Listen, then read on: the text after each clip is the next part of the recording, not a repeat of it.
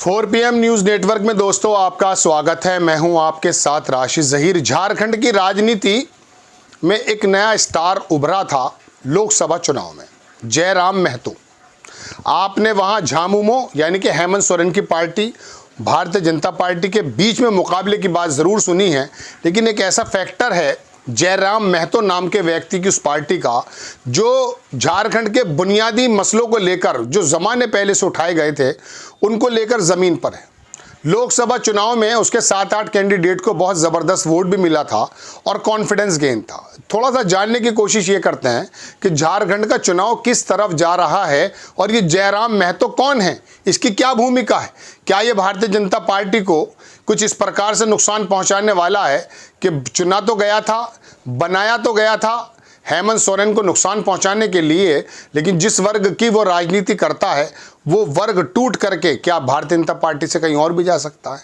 पहले थोड़ा सा ये समझ लीजिए दोस्तों कि झारखंड के बारे में, छत्तीसगढ़ के बारे में, पूर्वोत्तर के राज्यों के बारे में जब जिक्र होता है, मैं माफ़ी चाहूँगा आप लोग थोड़ा ज़्यादा नहीं देखते, लेकिन फिर भी आपको जानना चाहिए कि भारतीय जनता पार्टी तमाम अपनी सलाहियत झारखंड में क्यों लगा रही है।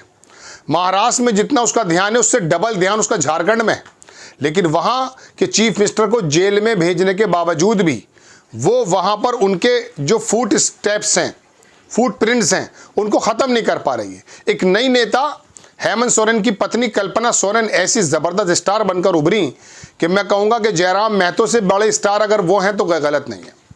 थोड़ा सा समझ लीजिए 81 विधानसभा की जो वो है, क्या कहते हैं, विधानसभा, इसमें कांग्रेस और झामुमो यानी कि हेमंत सोरेन की पार्टी का गठबंधन है और भाजपा का अलग है।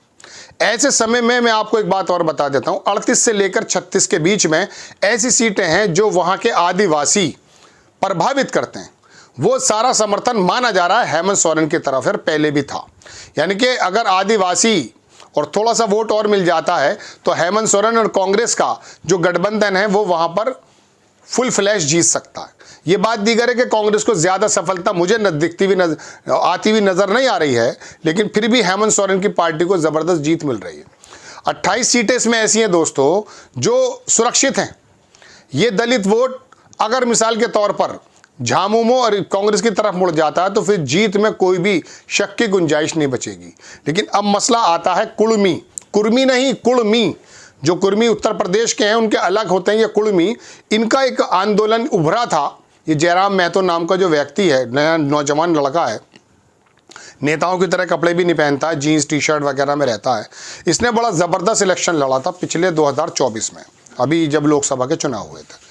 वहाँ पर कुर्मी नेता जो भारतीय जनता पार्टी के सुदेश महतो हैं, उनको भी बड़ी ज़बरदस्त टक्कर दी। लगभग 3-3.5 लाख वोट उसको मिला। उसके बाकी कैंडिडेट को भी 1 लाख 1.5 लाख, लगभग 7 या 8 सीटें ऐसी हैं जहाँ पर ये JKLM कुछ करके नाम है, मैं भी देखकर बताता हूँ आपको। इसका कैंडिडेट वहाँ पर लगभग वोट काटने में सफल रहा है। अब ऐसे समय में दोस्तों मैं नाम देख लेता हूँ, चूँकि थोड़ा नाम बोलने में मुझे गलती ना हो जाए इसलिए मैं बता रहा हूँ आपको। तो दोस्तों ये बात है, जानकार बताते हैं महतो का कुर्मी महतो वोटर्स के बीच में है। माफ़ी चाहूँगा नाम निकालने में थोड़ा वक्त लगा है। एक्चुअली JKLM में बोल रहा था, वो कश्मीर याद आ रहा था, इसलिए मुझे लगा कि मुझे तलाश लेना चाहिए। इसका नाम है JLKM। ये वो पार्टी है जो कुर्मी वोटों को एक साथ कर रही है। 15% ये वोट है दोस्तों जो मैं आपको बता रहा हूँ, और ये भारतीय जनता पार्टी का माना जाता है। अब अगर इसमें आधे में बंटवारा होकर के ये JKLM नहीं JLKM की तरफ चला जाता है तो भारतीय जनता पार्टी को नुकसान पहुंचाता है। ऐसे समय में झामुमो और कांग्रेस का जो कैंडिडेट है और ये पार्टी जो है वो क्लीन स्वीप करने की तरफ है, लेकिन कांग्रेस को थोड़ा सा वहाँ पर एक्टिव होना पड़ेगा। जिस कदर काम वहाँ कल्पना सोरेन कर रही हैं, एक नई स्टार के रूप में उभरी हैं, और यहाँ पर भारतीय जनता पार्टी के माध्यम से बताया गया, शुरुआत में को उठाया गया है, लेकिन अब आकर के उनको भी ये मालूम पड़ गया कि खाली कुर्मी जाति के अगर वोट मिल भी जाते हैं काम नहीं बनेगा। तो लिहाजा उन्होंने आदिवासी वोटों को भी सेंधने की कोशिश करनी शुरू कर दी। अब नया जब नेता आता है, नया स्टार निकलता है, उसको पीछे से चलाते हैं लोग या वो खुद चल जाता है, तो उसकी तरफ एक चार्म होता है। आम वोटर्स के बारे में को ये नहीं मालूम होता कि इनके पीछे कौन कौन लोग हैं, कौन कौन लोग लाने वाले हैं। भाई केजरीवाल की पार्टी भले ही भारतीय जनता पार्टी के लिए मुश्किल पैदा करती हो, लेकिन मैं दसियों लोगों का ऐसे नाम बता सकता हूँ। जब ये आंदोलन चला था दिल्ली में, और वो दिल्ली मुंबई का जो था वो बूढ़ा आदमी आरएसएस से संचालित था, आरएसएस के लोग वहाँ मंच पे बैठे हुए नज़र आते थे। मनमोहन सिंह की सरकार को बदनाम करने का जो दिल्ली में परपंच रचा गया, उसको 10 साल के शासन को ख़त्म कर दिया गया। जबकि मैं उम्मीद ऐसी करता था कि अगर 10 बरस और मनमोहन सिंह जैसा नेतृत्व मिल जाता तो आप यकीन मानिए हमारी हालत बहुत अच्छी होती। आज हालात ऐसे नहीं होते कि जिस कनाडा से लड़ रहे हैं उसकी जो पर कैपिटा इनकम है 40 से 50-60 हज़ार डॉलर, और हम 3,000 से नीचे हैं, 2400-2500 पे हैं। भले हम अपनी बगले बजाते रहें कि हम विश्व गुरु बन गए, लेकिन हालात तो बड़े नाजुक हैं।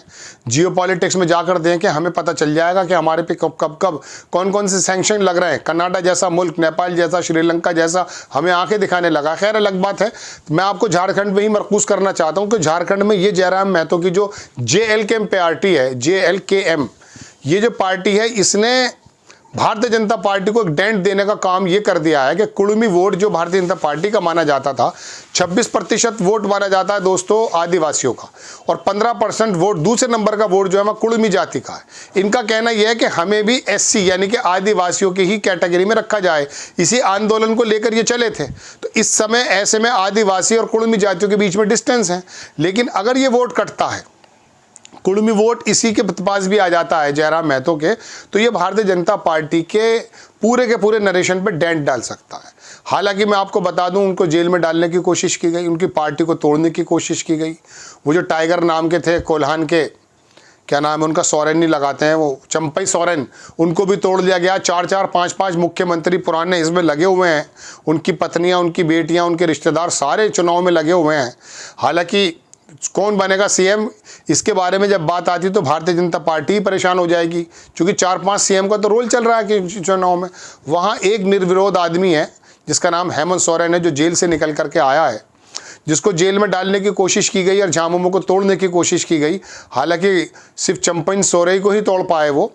और अब धीरे धीरे ये चल रहा है कि उनकी पार्टी के लोग भारतीय जनता पार्टी को छोड़ करके झामू में ज्वाइन कर रहे हैं। कई सारे नेताओं की लिस्ट शायद मैं पिछले एपिसोड में आपको बता चुका हूं, लेकिन जयराम महतो का फैक्टर ये बनाया गया अमित शाह की तरफ से था या बीजेपी की तरफ से था, ये तो मुझे कोई ज़्यादा मालूम नहीं है, ना ज़्यादा इसके बारे में कोई एविडेंस है, लेकिन बहरहाल बनाया जिसके भी माध्यम से था।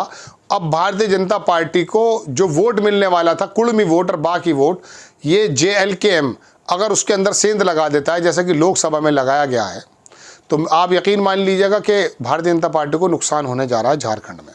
और हेमंत सोरेन कांग्रेस का जो गठबंधन है वो मजबूती से, सबसे ज़्यादा इसमें कल्पना सोरेन और ये तमाम लोग आके निकल कर आए। ज़मीन पर एक ज़बरदस्त पोजीशन बन चुकी है कल्पना सोरेन की, अंतर्राष्ट्रीय नहीं राष्ट्रीय स्तर पर वो ऐसी छा गई हैं। महाराष्ट्र में मैं सुन रहा था उनकी स्पीच जब राहुल गांधी की भारत जोड़ो यात्रा पूरी हुई थी, ज़बरदस्त। वो जेल में थे उस समय हेमंत सोरेन, लेकिन उन्होंने बागडोर संभाली। हालांकि जिस पर विश्वास किया था वो आदमी चला गया है, वो भी अपनी सीटों पर जाकर सिमट जाएगा, चूँकि वो और उसका बेटा लड़ रहे हैं, वो बाहर जाने का मौका ही नहीं मिल पा रहा है। इधर हेमंत सोरेन की सीट पर भी जो प्रस्तावक थे उसके भी बारे में मैं आपको बता चुका हूं कि किस प्रकार से खेल खेला गया।